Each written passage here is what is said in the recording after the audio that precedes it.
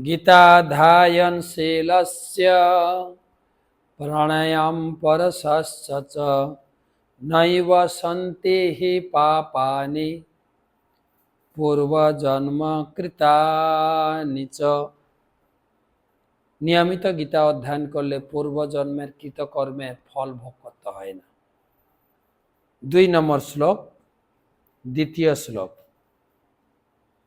বামি শ্রেণেব বাক্যেন বুদ্ধিং মহোষিব মে তদেকং বদ নিশ্চিন্ত্য যেন শ্রেয়ম অবাপ্স্যম।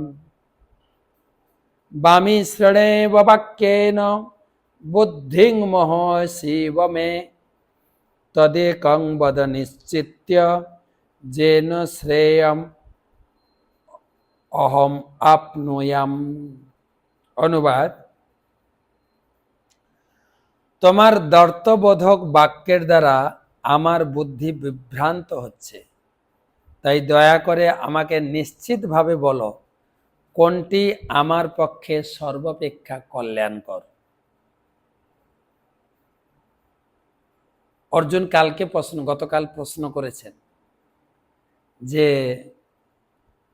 আমি যুদ্ধ করব না ভক্তি করব।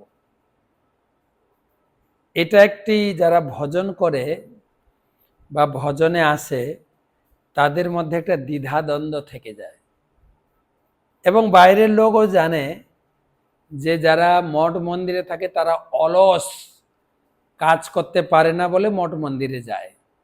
এইটা অর্জুন গীতাতে ক্লিয়ার করবেন ভগবানকে দিয়ে।